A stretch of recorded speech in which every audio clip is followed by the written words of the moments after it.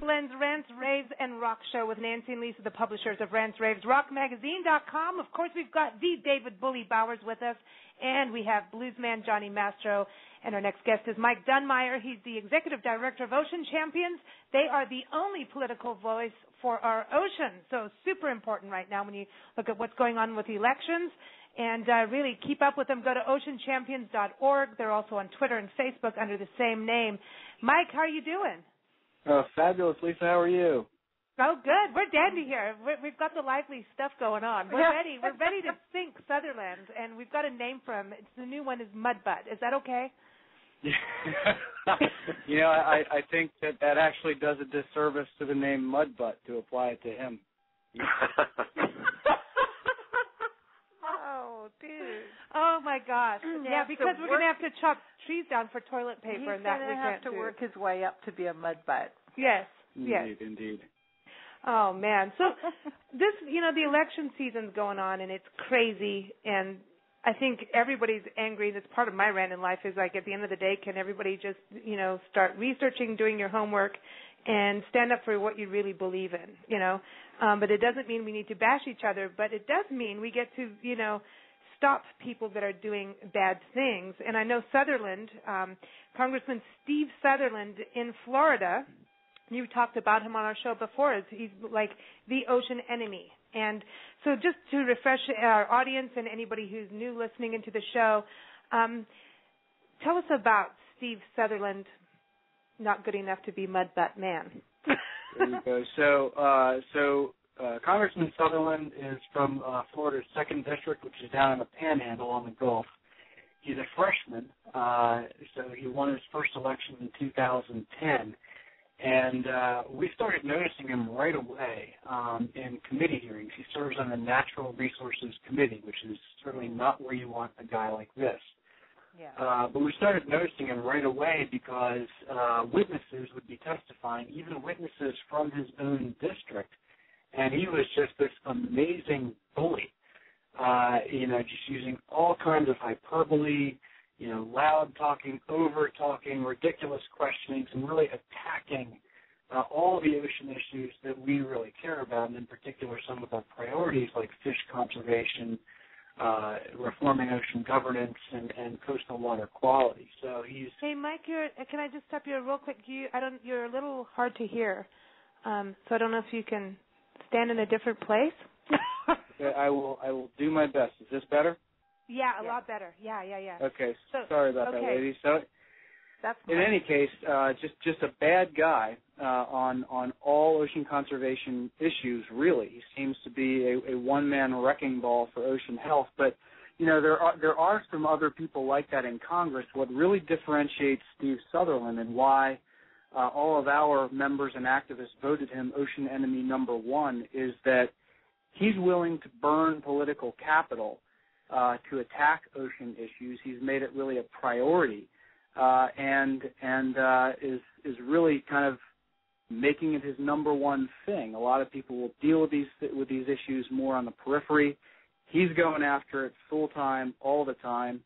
And right now he's just a freshman. If he wins a few more elections, starts to move up the seniority chain, maybe get a committee chairmanship, he could really be dangerous. So why would he want to attack ocean quality? In my mind, immediately, being the evil thinker that I am, would say he's obviously getting some kind of campaign contribution or something from someone who likes to pollute oceans. Well, it is interesting. On one hand, he actually seems to be something of a true believer. He's a Tea Party darling, and he kind of hews to a more extreme religious set of views, and he will speak often about my God-given right to take this, my God-given right to take that. And there's a piece of him that I think really does believe that any law that would prevent him, that would limit the number of fish, the amount of fish that anyone could catch, is a sinful law. And I think he wants to go at it from that respect. However, Nancy, if you do follow closely, he is getting some support from fishermen, recreational fishermen, who have a bone to pick with some fish conservation laws, not exactly sure why in some cases, and then from some east coast of Florida fishermen who are hoping to torpedo a west coast Florida fishery to make an example out of it so that certain conservation laws that are in place there that have actually saved that fishery are not put in place in their own fisheries. So it's kind of interesting, but I think it's a mix of the people that have supported him and a little bit of a true believer nutcase here. Wow. Wow. So I just have to ask David, we call him Bully, but he's not a Southerland bully. David Bully Bowers, living in Florida, how do you feel about Southerland? Well, I haven't really had a chance to get terribly involved beyond our discussions here and when we discussed this in the past, but I understand where you're coming from. And I know one of the points that I really like that's, as a matter of fact, it's a point that you bring up in the very first paragraph on your homepage, and that is the fact that the people that are, that you're a part of, the organization, the movement, needs to remember to participate fully in the political process. And this is something that we've stressed on several different issues, the fact that the people have to get in, get educated, and learn what's going on, because too often they don't, and they don't understand. They get sound bites, and it can completely distort an issue and make it seem like right is wrong. And in this case, it's a very, very good example of it, because he can go out and espouse his position, choose his words to spin, and this is something people that don't get involved in the political process don't understand, how things that are right can be spun to be wrong and vice versa. And you have to get involved and understand this to be effective. Otherwise, you might just as well turn your back and let it happen. Yeah, you're absolutely right. The thing is, when you're talking about limits, and this is what we're talking about, limiting what can be taken from the ocean. Okay, now if you're a reasonable person and you actually have a calculator or whatever, no, it's true. When you're talking about, the idea that, yes, everybody should be able to fish freely and do whatever they want. Well, take a look at the Japanese, and how they kill millions of dolphins all the time. You can't, in this world, it's a closed system. You can't take more than what can be reproduced. And that's a simple mathematic reproduction fact. So if you take more fish than what can be reproduced, eventually, no fish. So you put yourself out of business. And it's one thing for a politician to say no limits. It sounds good to someone who's on holiday and going fishing who doesn't think about it seriously. It's another thing for the food source, and it's another thing for a fisherman, because if you fish out everything, you got no job. So, I mean... Well, and freedom doesn't mean free to do anything. If the things that you do impact other people negatively, well, typically there are laws to stop that. And what's interesting is that there are tons of commercial fishermen in his district that are protesting him because they're saying what he's trying to do is gut U.S. fisheries law and shut down certain conservation programs that have saved their fishery. They've saved their jobs. They're prospering. The fish have come back. They love it. And they're saying, dude, get Washington, D.C. out of my fishery. You don't understand what you're doing. So he's even willing to do things that hurt his own constituents for whatever his rationale might be in this case. Right. I want to just make this point as well. We did the Ocean Show with you this year, May 30th. Anybody going into our archives on Blog Talk, or if you go to natureconnectionmagazine.com, click on Mike. He's in our expert department, and you will be able to hear the show we did just about the ocean. And we had John Schmidt join us, and he's a commercial fisherman, and he was talking about how it really impacted having the catch shares and doing it wisely and really, limiting the amount actually helped save his business pretty much, Mike. So the commercial fishermen are really saying, wait a minute. Yeah, and we're still going on a fishing boat with him. We want and you know, some of that, exactly. I told them when all is said and done, I want to go drink beers and go fishing with them. Because, you know, we're not protecting them just to look at them. It's fun to go and eat them, too. But the fish, that is, not John. You know, it's very interesting. If you look at the backstory on this, catch shares have an accountability mechanism to make sure that everyone behaves. And the fishermen that are protesting against it from the other coast, what we've learned from insiders is a lot of these guys are not reporting all their catch. So if catch shares were to be imposed in their fishery, they would only get credit for the fish they actually reported. Mm-hmm. And they have to report all of them. They're cheating. So they would not be able to cheat anymore, and that's why they want to make sure that these accountability measures don't come in. So it's, you know, it's interesting, and what the guys who have played by the rules have proven is it works, and they would like to see it continue to work for them. Well, Mike, and on the top of it all, you know, when Nancy was talking about this closed system that we have, I mean, the ocean is one ocean. It's huge, but it's got all the plastic in the world sitting in the ocean, you know, and then on top of it, we've got the harmful algal blooms. And, you know, as we've been traveling, I mean, Mike, I think we've talked about that on the show. As we travel, we see more and more signs. Harmful algal blooms, don't go in the ocean, don't go in the river, you know. It's amazing. And it's really, it's freaky. It's kind of like we're almost living in sci-fi land, you know. But so now at that point, so if we've got the attack on the water being polluted, okay, I mean, even look at the oil spill. Don't tell me it didn't pollute the water, okay. At the end of the day, we're polluting the water, and then we're going to overfish.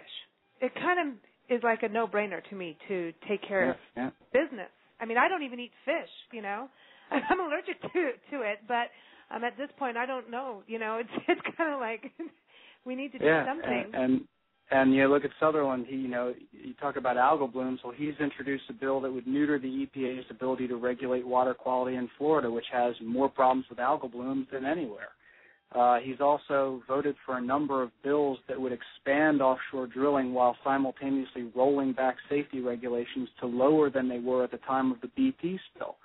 So this is why I say he's just bad on all these issues. He's trying to create a wild west.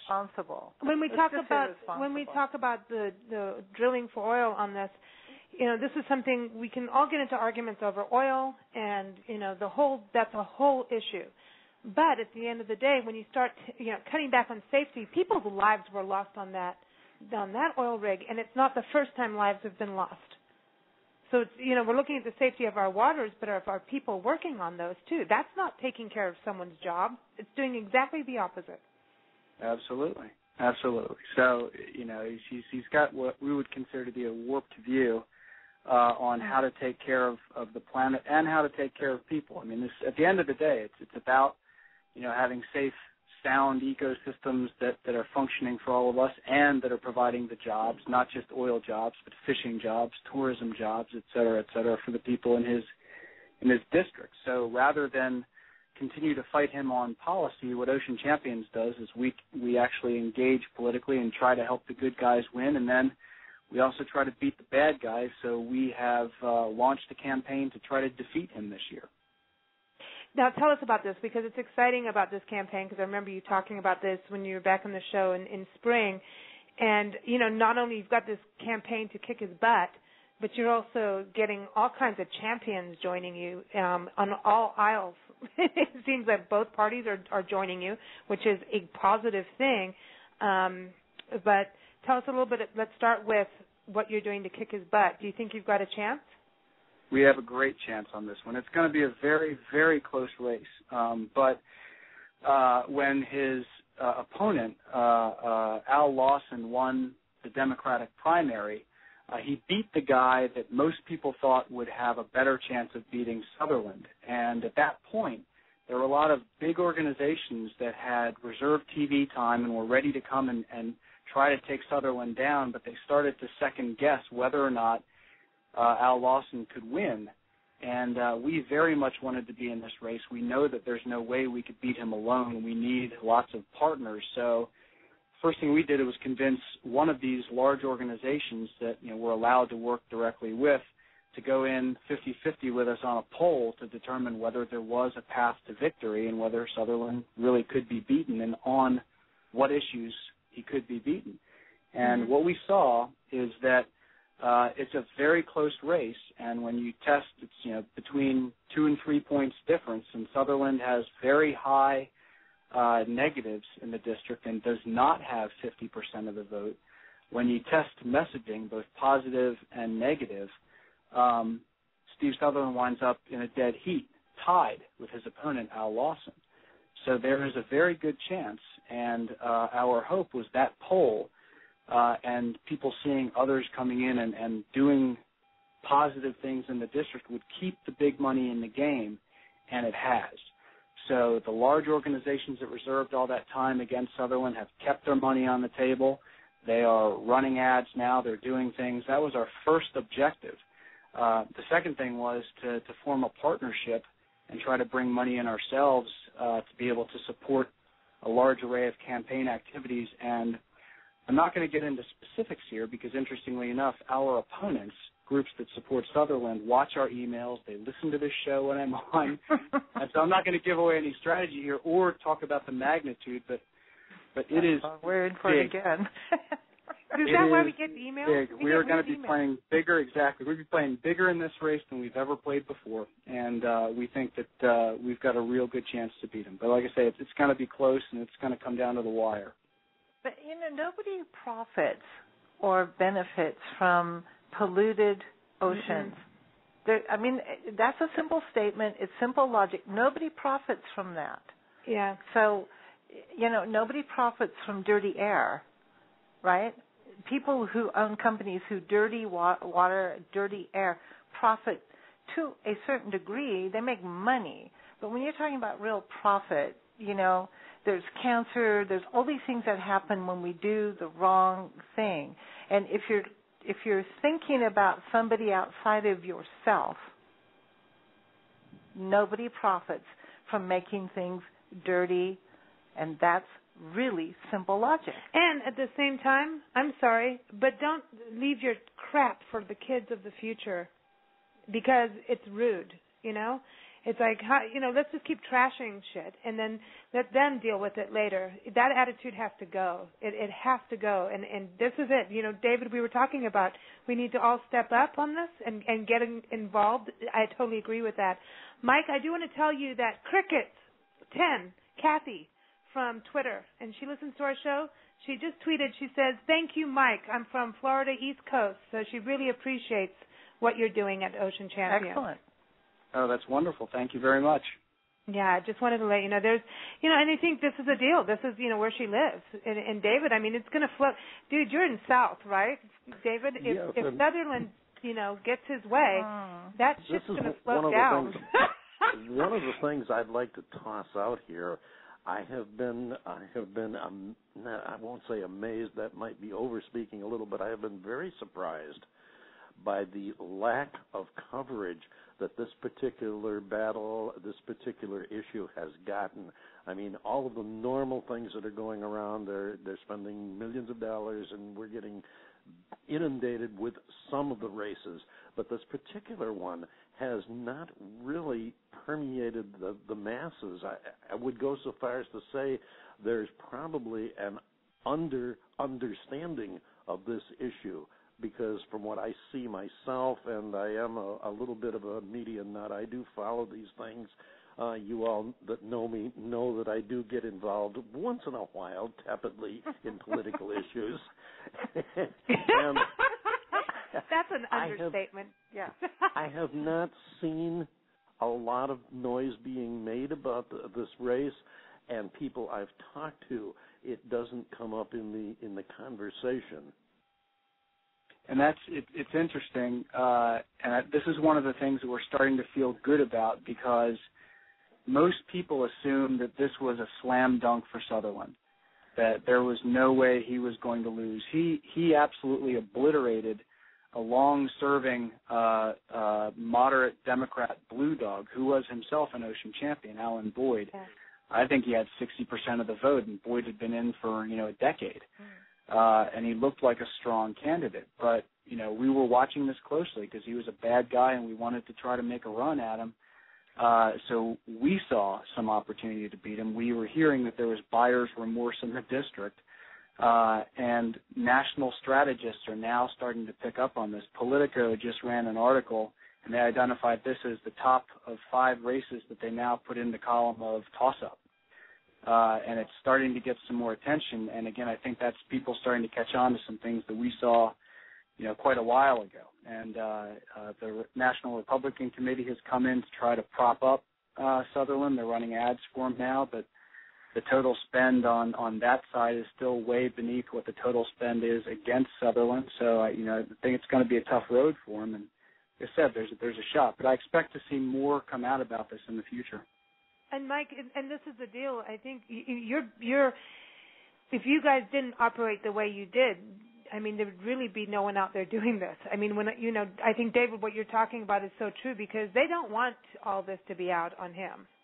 Nobody wants to hear that their candidate is doing a no-no, So it's kind of hush, hush, hush, hush, And at the same time, what I think is interesting, Ocean Champions goes in and fights the game. Here's the game. We're going to get in and fight it the way you guys have it put in place. So you're effectively going out and getting the campaign contributions and making it, go towards the right people so that you basically are helping the right people come into office, by supporting them. Right, Mike? Absolutely. That's I'm not saying our exactly tagline I'm blonde. Well, our tagline is that this year we're trying to take back Congress for the oceans. And, what we always do is we endorse and financially support the good guys, and we like to say that elections matter. There are very clear choices that are out there. So, for example, we've endorsed a guy named Scott Peters who's running against Brian Bilbray out in San Diego. Bilbray's a surfer, and he's kind of styled himself as an ocean champion, but he's not. He's bad on fish, bad on ocean governance, bad on oil, bad on EPA, and Scott Peters, has been kind of a community servant in San Diego for a long, long time, and as chair of their Clean Water Task Force, he led the rehabilitation of their aging sewer system that resulted in stopping runoff by 80%, which knocked down beach closures by 80%. And around that same time, Bilbray was voting to block funding on initiatives to limit runoff into the Chesapeake Bay. So elections have consequences, and there are very clear choices that are out there, and we're looking for the guys who are going to make a difference and are going to help really return to a Congress that is more balanced in its views of short-term versus long-term and starting to look out for the ocean's health for the generations to come. So you don't care what party a candidate is from. You just care about how they feel about clean oceans and things like that.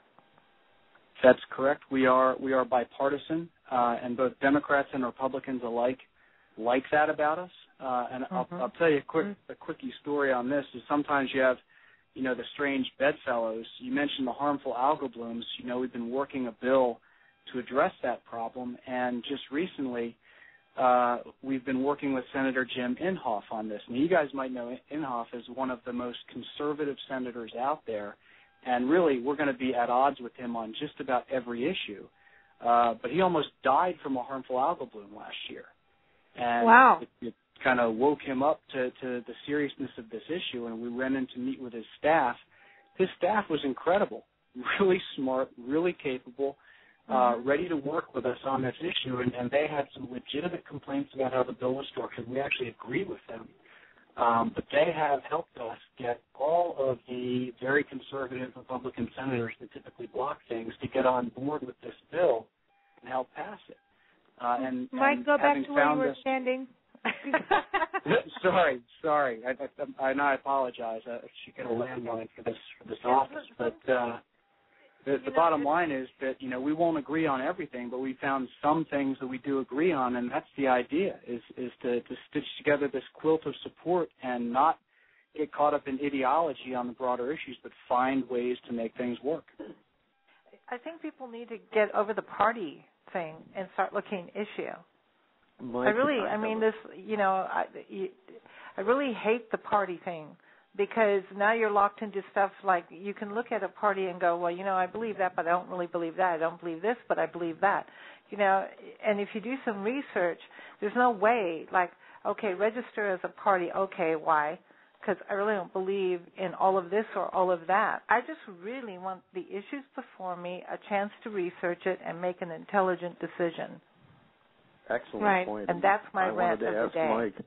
I wanted to ask Mike along that same line from a different perspective. Okay, we've approached the issue of neutral party consideration as far as this issue is concerned. Do you vet your candidates for their other issues? Because as anybody who knows me also knows, single-issue voting is anathema to me as well.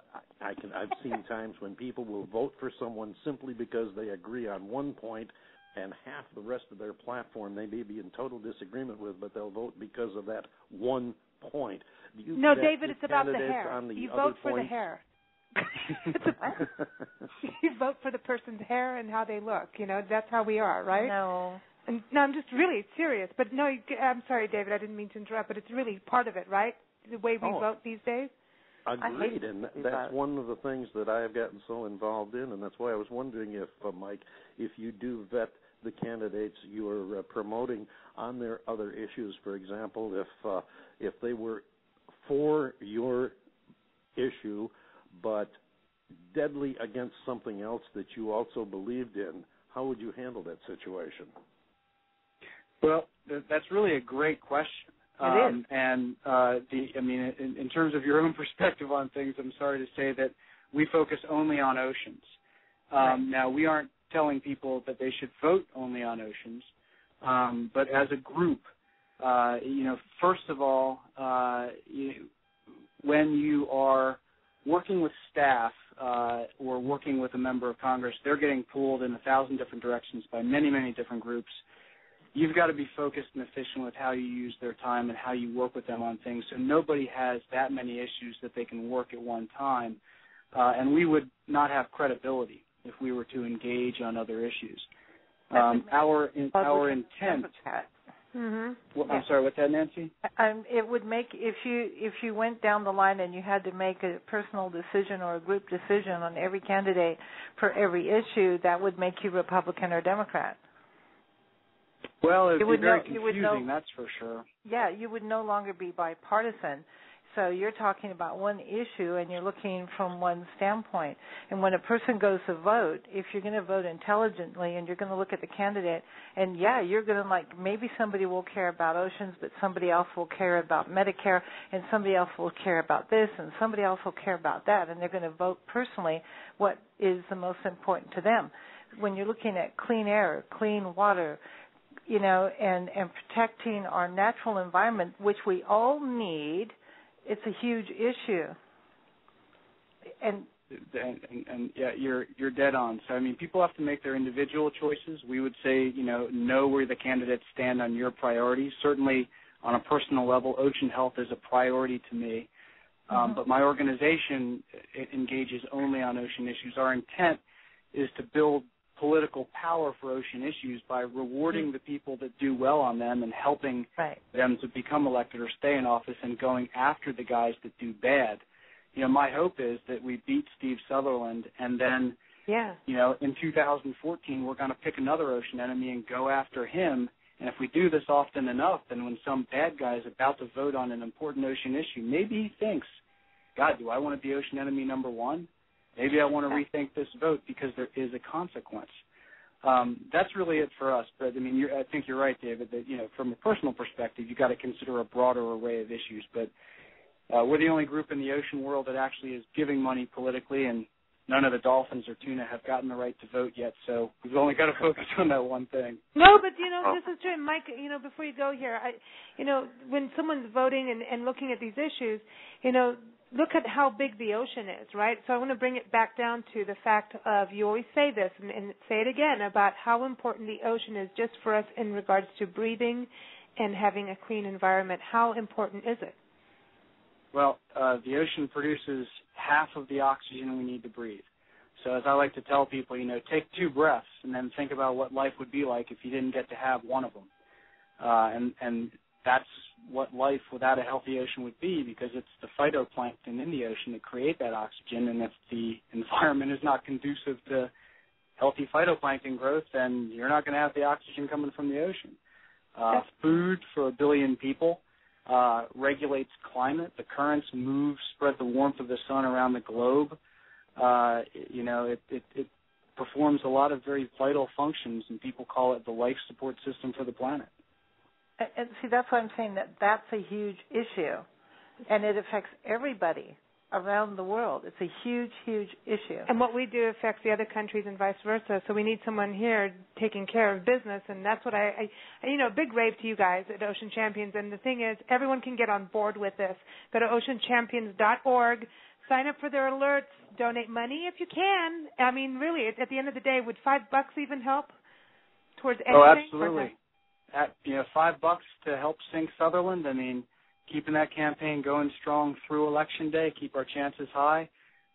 Please do go to our website at oceanchampions.org, and you can find the link right on the main page to the Sink Southerland campaign and give there. This may be the most important thing we do this year. We're trying to elect 40 good guys, and that's important, but we really do want to get this guy because he is bad news. And you know what? I want to be able to have, the ability to swim in the ocean without any signs. And when I go to Florida again, when we do our tour, I don't want to be in, I want to call them Souther baggies because we had this really bad landlord in Kenya that was it was Sutherland, and we called them Souther baggies. And we actually rocketed his house with firecrackers. But anyway. Not really. Cow patties. Well, yeah, cow patty rockets. Catapulted cow patties down his chimney. It was great. It was fun. So when you talk about Sutherland, I just want to call him Souther baggy. But, and I want to shoot some rockets at him. We're back to the rockets, Johnny. Here we go. Johnny, that's what we do. You need to play in all the coastal towns so the fish will reproduce more. That's what needs to happen. There you go. Get those spicy fish. Hey, Johnny, did I hear you're from Long Beach, California? Yeah, that's correct. So we've endorsed Alan Lowenthal down in your district. A very good ocean guy. Yeah, he's good. I actually was sitting here trying to figure out who my guy was when you were talking, and I remembered it was Lowenthal. Cool. But, I have a quick question for you. Like, how did these guys get elected? Like, if they're that far off, like, did he snow people on these issues during the campaign, or he didn't show these tendencies until he got elected? Like Southerland, I guess I'm talking about. No, I think with Southerland, he has been as promised. It was, 2010 was a wave election. I think that the people that were voting for Southerland were probably people in that district that were mostly voting against Nancy Pelosi, just kind of wanted change. Alan Boyd, who had served before him, voted for the health care bill, and I think that killed him in that district. And that's why we say we saw some buyer's remorse, because I think people were voting against something rather than for Southerland. And I think that he's done a lot to anger people since he's been in office. Yeah, I think so. You know what? And Mike, you're not allowed to go away without a rave. And I know you've got a good rant because you want to sink him, Southerland, everybody. But we got to do butt pan. And now a butt pan moment. Butt pan. Butt pan. Butt pan. Butt pan. Butt pan. You're a butt pan. Isn't it amazing that Southerland rhymes with butt pan? Sutherland's a butt pan. Sorry. I could make a song out of it. I could. Mike, what's your rave? So my rave, I've got to mention Congresswoman Lois Capps out in California. We talk about, we have to be measured and pragmatic, and there aren't very many perfect champions that are out there, but Lois Capps is. You can't pick an ocean issue that she is not on the right side of, working hard for, and very effective in driving support for. She's really one of the very best we've ever seen, and she is in a very tough race this year. She's been leading by a couple points. A poll just came out with her behind by a point against Abel Maldonado, former lieutenant governor in California. He's running a strong race. But the bottom line is that the ocean community has got to protect Congresswoman Lois Capps. If we can't protect the very best, we've got issues, and she really is one of the very best. Right on, right on. Thank you so much, Mike. I know you're going to be back on our show October 25th. We're doing our special Nature Connection show. We're going to be talking about, oh my gosh, we're going to talk about coal and how they're tearing off our mountains. We're going to be talking, we're going to talk, we have huge amount of topics on that show. It's going to be great. So I'm glad you're joining us again.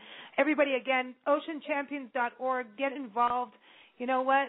If we don't use our voice, it will go away. It's already going away. I don't know if anyone's noticed, but it is. So oceanchampions.org. Use your voice. Work with them. And check them out on Facebook and Twitter as well under the same name. Thanks so much, Ocean Champion. You rock. Thanks, you too. Talk soon. Take care. Talk to you again. And don't forget, Super Bowl show, everybody, January 28th, man. Super Bowl. Are you already eating for it? Yeah. I think he's always ready for a Super Bowl show. I've been chewing gum to work out my jaws so that they can eat well on that big day. All right. Okay, I'm thinking jerk spice. Okay. Just saying. No, that's for Sutherland. No. I'm just thinking. All right.